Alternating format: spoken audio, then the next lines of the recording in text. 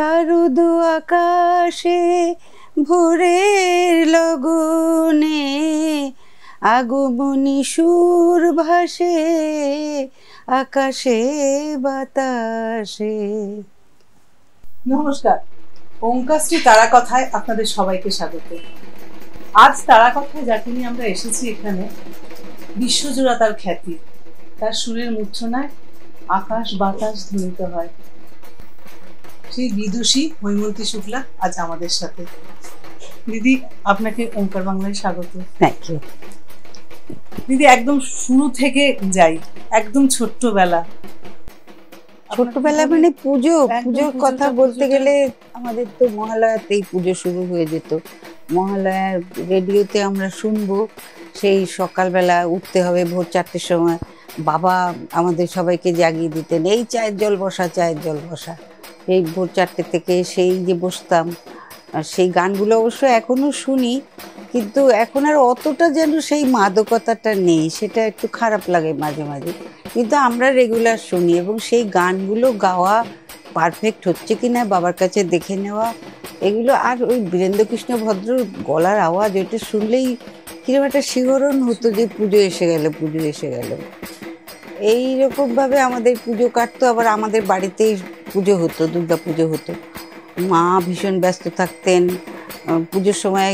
কলেজের ভাই বোনেরা, বন্ধুরা এলে পরে হয়তো চল ঠাকুর দেখে আসি, তখন মা হয়তো বললেন লুচিটা বেলে ফেলো। এইরকম আমাদের পুজো কাটতো। তো ভীষণ সবটাই মানে খুব। আমার ছোটবেলা শোভাবাজারে আমরা থাকতাম। তো তারপরে বাবা চলে গেলেন উত্তরপাড়ায়, আমি এদিকে চলে এলাম বাগবাজারে, তারপরে এইখানে গল্পগ্রিনে। এই এখন সব কেটে কুটে গেছে, সব ভাই বোনেরাও অনেকে নেই এর মধ্যে। সব কিছু মিলিয়ে এখন কিরকম একটা যেন উদাস ভাব, পুজোটা সেই আনন্দটা আর পাই না। বয়স তো হয়েছে, সে কথা তো বলতেই হয়। বলো দিদি, এই ছোটবেলা থেকে তো আপনার যে পরিবেশটা, বাড়ির যে পরিবেশ, সেটা পুরোপুরি শাস্ত্রীয় সঙ্গীতের একটা মানে জায়গা আপনার ছিল বরাবর বাড়িতে একটা। তো আপনার মানে এই যে বেড়ে ওঠা, গান নিয়ে বেড়ে ওঠা, মানে একদম ছোট থেকে গান শিখছেন, সেটা কি মানে অনেক সময় হয় না যে আমার জ্ঞানের আমি যেন আমার বোঝার বয়সের আগে থেকেই আমি গান গাইতে ভালোবাসি। আমার পুতুল খেলা ছিল, ফাংশনে যেন গান গাইছি, অনেক ছোট ছোট পুতুল সামনে বসানো, আর দেশলাইয়ের বাক্সটা মুখের কাছে নিয়ে খুব চিৎকার করে গান করতাম। আর আমার মনে হতো অনেক অনেক লোক আমার গান শুনছে, চিৎকার করে গাইতাম। বাবা ওখান থেকে হাসতেন যে এটা তোমার খেলা, এইটাই খেলা আমার ছিল। পুতুল বিয়ে দেয়, এই দেয়, বাচ্চারা কত কিছু খেলে, আমার এই খেলাটাই ছিল যে গান গাইছি আমি, লোকেরা শুনছে, এরকম একটা মনের মধ্যে ছিল।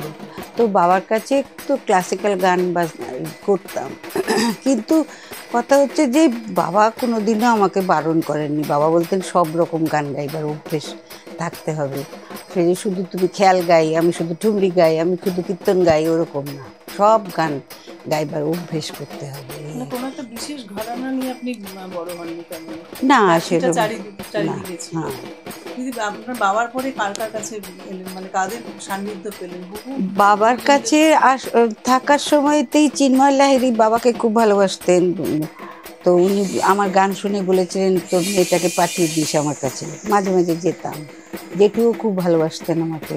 তখনকার দিনে বাচ্চা মেয়ে ফ্রক পরা, সে ঠুমরি ফুমরিগুলো আমি নাকি গেয়ে ফেলতাম। যাই হোক, তো এরকমভাবেই গান নিয়েই বড় হওয়া, গানই আমার সর্বস্ব, গানই সব। দিদি, গানের বাইরে কোনো কিছু চিন্তা করেন না? কোনো কিছু চিন্তা বলতে তুমি কি বোঝাতে চাইছো? আমি মানে শুধুমাত্র সংসারের কথা বলছি না, সেখানে তো আপনি সর্বজনীন মা, একদম। না, আমি যে গান গাই বলে গানের বাইরে ধরুন আরো অনেক ফিল্ড আছে তো, যে আমি আঁকতে ভালোবাসি বা তার সঙ্গে নাচ করতে ভালোবাসি। আমি আর কিছুই ভালোবাসি না রে, শুধু গান গাইতে ভালোবাসি। দিদি, তখনকার গান আর এখনকার যে আপনি পরিবেশটা দেখেন, তফাৎটা কোথায় বলতে পারবো না, তবে অনেক পাল্টে গেছে, এটা ঠিকই। ছোট ছোট ছেলেমেয়েরা এখন অনেক প্রতিভা নিয়ে আসছে, তারা প্রপারলি শিখছে না, অনেকে আবার অনেকে শিখেছে, কিন্তু সেই রকম। আর আমি তো এটা ভাববই না যে আমার ছোটবেলাটায় যেরকম গান হতো সেরকম গান এখনই হবে। সেরকম না, তবে সবাই সবার স্টাইলে গাইছে, ঠিক আছে। যুগের পরিবর্তন হচ্ছে, তার সঙ্গে পরিবর্তনটা এখানেও আছে, বিবর্তন যেটা বলে। কিন্তু আপনার কি কোথাও মনে হয় কি যে আগের শ্রোতা এখনকার শ্রোতা, আগের গায়ক গায়িকার যে ডিভোশনটা, কারণ আমি নিজে দেখেছি অনেক সময় রেডিও সেন্টারে গিয়ে আপনাদের মতো যারা মানুষ, তারা একটা রেকর্ডিং করার আগে অন্তত 1 ঘন্টা 1.5 ঘন্টা, আমি বিদেশি সন্ধান মুখোপাধ্যায়কে দেখেছি, তিনি 1 ঘন্টা প্র্যাকটিস করে যাচ্ছেন, যেটা মানে এখনকার ছেলে। সেটা দেখো, এখন প্র্যাকটিক্যাল কথা বলতে হবে, এখন মানুষের অত সময় নেই। তুমি এক জায়গায় গান গাইতে গেছো, 1 ঘন্টা রেয়াজ করছো, তারপরে তুমি গাইবে, এটা তো এখন সম্ভব না।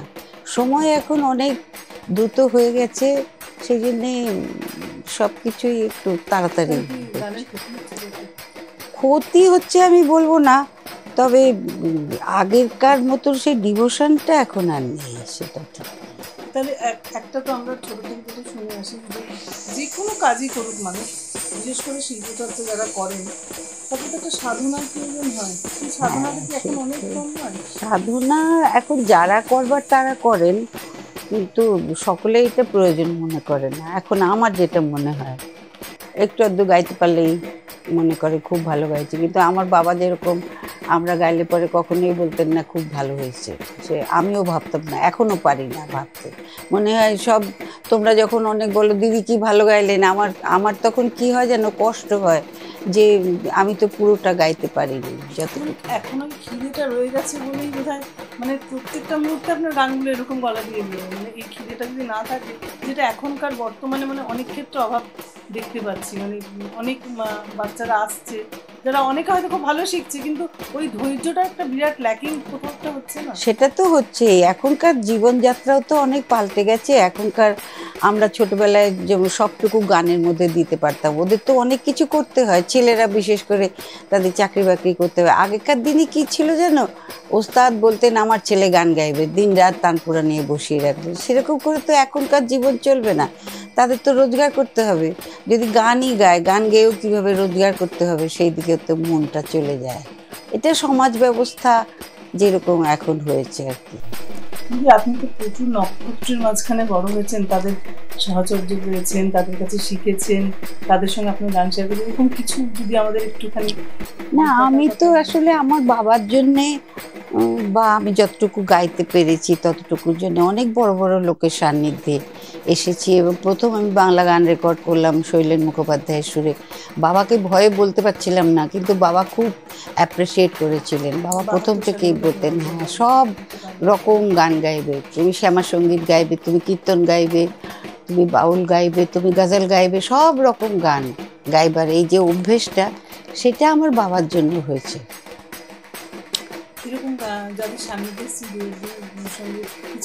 শৈলেন মুখোপাধ্যায় প্রথম যার সুরে আমি গান করলাম। আসলে কি যেন আমার মনে হয় গান, যারা গান বাজনা করে তাদের একটু উচ্চ মার্গের মানুষ, তারা ভীষণ ভালো মানুষ হন, আরেকজনকে সাহায্য করার জন্য এগিয়ে আসেন। যেমন আমার এখন মনে হয় অনেক বাচ্চাদের একটু হেল্প করি, কিন্তু আমাদের হাতে সেই ক্ষমতা নেই। হেমন্তদা যেরকম আমার গান খুব পছন্দ করতেন, আমাকে খুব ভালোবাসতেন। একটা ছবির গান তোমাদের আমি বলছি, মোহনবাগানের মেয়ে ছবির গান হবে, তো আমাকে দাদা বললেন যে, আমাকে খুব ভালোবাসতেন, তো আমাকে বললেন যে তুই একটা গান এসে শিখে যা, অমুক তারিখে রেকর্ডিং হবে। তা আমি গেছি, গিয়ে দেখি ওনার ঘরে না ডাইরেক্টর প্রডিউসার সবাই বসে আছে। তো আমাকে দাদা গানটা শেখালেন, শিখিয়ে ওরা খুব জানতে চেয়েছে কে গাইবে। তখন হেমন্তদা বলেছিলেন তোমাদের সন্ধ্যা মুখার্জিও গাইবে না, আরতি মুখার্জিও গাইবে না, একটি মেয়ে গাইবে, সে আমি নাম পরে বলবো। এইরকম তাদের ডিমান্ড ছিল যে আমি যাকে বলবো সেই গাইবে। কিন্তু এখনকার কি বলো তো, এখন এসেই বলে আলকা ইয়াগনিক চাহিয়ে, কি শ্রেয়া ঘোষাল চাহিয়ে, এরকম নাম বলে দেয়। সেগুলো হেমন্তদারা কখনো ফেস করেননি, কিন্তু পরবর্তীকালে আমি যেটা দেখেছি, মানে সেই সময়টা ছিল গুণের কদরটা অন্যভাবে হতো। হ্যাঁ, মানে তারা বুঝতেন যে মানে এর যে সাধনা, সেটা আমি এরকম ভাবে নির্দ্বিধায় বলতে পারবো, এবং উনি যে আপনাকে আদেশ করছেন আপনি করবেনই সেটা। এটা এখনকার দিনের মধ্যে এটা মুশকিল হচ্ছে। দিদি আপনি এই যে আপনার এত এত বছরের যে জীবন, এই জীবনের মধ্যে পুজোর তো অনেক অনেক সময়, মানে এত বছরের পুজো অনেক দূরে গেছে, এমন কোনো মুহূর্ত আছে যেটা মানে চোখ বন্ধ করলে মনে আসে পুজোর ওই দিনটার কথা? সব সময় মনে হয় আগে যেমন আমাদের কি ছিল যেন এই পুজো আসছে নতুন শাড়ি নতুন জামা কাপড়, তা আমার চিন্তা থাকতো নতুন গানটা কবে হবে। আমাদের জুন জুলাই মাস থেকে রিহার্সাল শুরু হয়ে যেত, কে কি গান করছে সব খবর নিতাম, আজকে এইবারে ও কার সুরে গাইছে সে কার সুরে গাইছে। এবং মেলোডি বলে একটা দোকান ছিল এখন প্রায় উঠে যাওয়ার মতন, সেখানে সমস্ত আর্টিস্টরা ভিড় করে থাকতেন।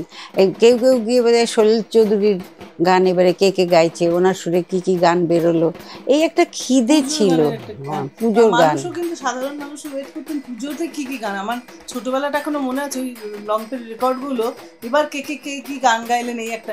সেটা আস্তে আস্তে পরিবর্তিত হয়েছে জানো, কিন্তু এখন যেমন হয়েছে সবাই ইউটিউবে গান দিচ্ছে, আবার শুনছি যে গান অত বড় গান শোনার সময় নেই, আর্ধেকটা গান মানে স্থায়ী অন্তরা মুখরা গাইলো অন্তরাটা গাইলো হয়ে গেল, দুটো লাইন দিয়ে দাও 30 সেকেন্ডের মধ্যে তোমার বেস্ট পারফরম্যান্স দিতে হবে। আসলে দেখো এটা সময়ের পরিবর্তন, এগুলোও তো আমাদের মেনে নিতে হবে। আমরা তখনও দেখেছি এখনো দেখছি, এগুলো মেনে যে না নিতে পারবে তারই কষ্ট হবে, এই আর কি। তবে একটা গান পুরো হওয়া, 2 লাইন হওয়া, এর মধ্যে কোথাও কষ্ট হয় না? কষ্ট তো হয়, মনে হয় আরেকটু হলে ভালো হতো, কিন্তু লোকের এখন সময় নেই, যারা শুনছে তাদেরও নাকি সময় নেই। তা আমি সেটা ফিল করি না ব্যক্তিগতভাবে, কারণ আমার গান শুনতে সব লোকেরা পছন্দ করে না। আমি যদি অর্ধেক গিয়ে উঠে আসি চিৎকার চেঁচামেচি করবে, এ কি আর গাইলেন না, হয়তো ওদের মুখস্থ গানটা, সেই জন্যে এখন একটু একটু অন্যরকম হয়ে গেছে বলে কষ্ট হয়, আবার কষ্টটা আবার সরিয়ে নিই হেসে খেলে।